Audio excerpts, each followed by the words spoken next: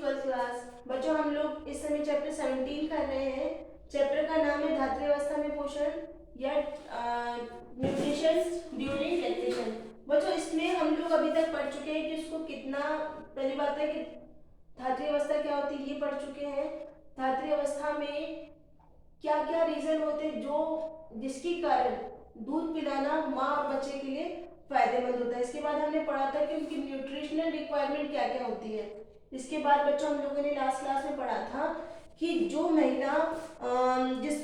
Delivery हुई है जिसको, उसको किस तरह का खाना खिलाना चाहिए, उसको किस तरह की देसी दवाएं हम लोगों को देनी चाहिए, ये सब हम लोग लास्ट क्लास में पढ़ चुके हैं। बच्चों आज की क्लास में हम लोग इतना पढ़ेंगे कि जो लैक्टेटिंग वुमन है या धात्री अवस्था में जो महिला है, धात्री महिला के लिए जब आप खाना बना रहे हो, उसके लिए मील प्लानिंग कर रहे हो, आहार आयोजन कर रहे हो, तो हमें किन किन बातों का ध्यान रखना चाहिए। बच्चों पहली बात है जो बड़ी कि धात्री अवस्था में एनर्जी की रिक्वायरमेंट बढ़ जाती है, तो ऊर्जा की रिक्वायरमेंट बढ़ रही है, प्रोटीन की आवश्यकता बढ़ रही है, तो हमें उसका खाना ऐसा होना चाहिए जो उच्च ऊर्जा और उच्च प्रोटीन वाला हो, मतलब हाई एनर्जी एंड और हाई प्रोटीन वाला उसकी डाइट होनी चाहिए। नेक्स्ट पॉइंट ये है कि हमें उसके आहार की जो मात्रा है, ठीक है, उसमें जो जितना खाना वो खाती है सिंपल डेज में, उससे ज़्यादा इस समय उसकी क्वांटिटी बढ़ा देनी चाहिए, क्योंकि वो एक बच्चे को दूध भी पिला रही है, तो उसका भी वो पोषण करेगी और साथ के साथ उसको खुद को अपना भी पोषण करना है, तो इसलिए जितना वो सामान्य अवस्था में खाती थी उससे ज़्यादा इस समय उसको खाना चाहिए। नेक्स्ट है कि उसका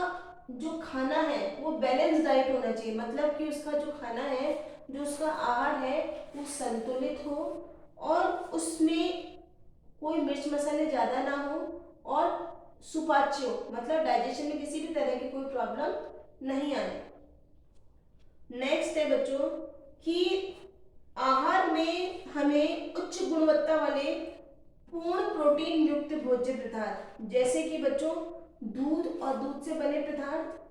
फिर मांस मछली अंडा, इन सबको भी हम दे सकते हैं, सोयाबीन, इन सब का प्रयोग हमारे को उसके आहार में जरूर करना चाहिए।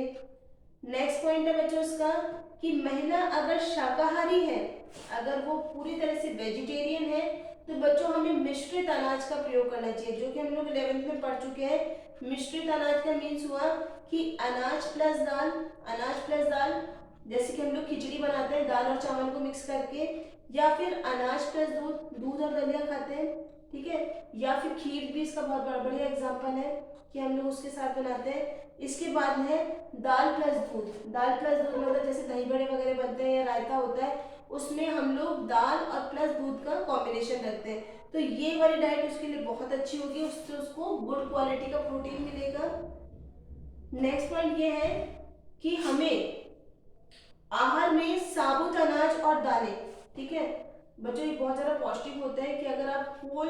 मील ले रहे जो सब जो भी है आपका, तो होल सीरियल में ज़्यादा उसके न्यूट्रिशन हमको ज़्यादा मिलता है उससे। अंकुरित अनाज, ठीक है, जर्मिनेशन फूड जो होता है वो, दालें और खमीरीकृत व्यंजन मतलब फर्मेंटेड फूड, जैसे कि हमारे को इडली सांभर जो हम लोग बनाते हैं, इडली का हो गया, खमन हो गया आपका,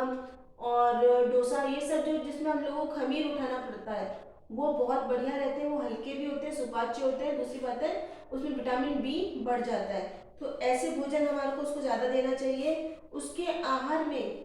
ताजे फल, हरे पत्तेदार सब्जियां, इन सबको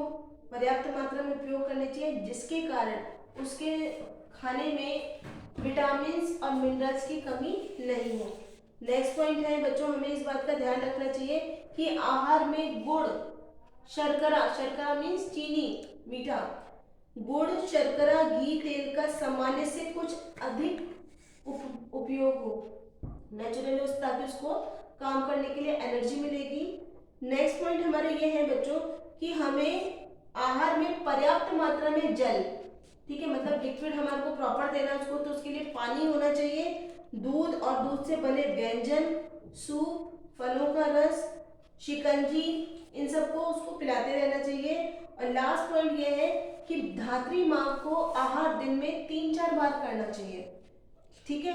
थोड़े थोड़े समय पर उसको कुछ ना कुछ खाते रहना चाहिए ताकि दूध बनने में कोई भी कमी ना रहे। तो बच्चों ये चैप्टर हमारा यहाँ खत्म हो रहा है। बच्चों आप लोगों का होमवर्क यही है कि आप लोग इसके जो क्वेश्चन आंसर है वो अपनी कॉपी में कर लीजिए।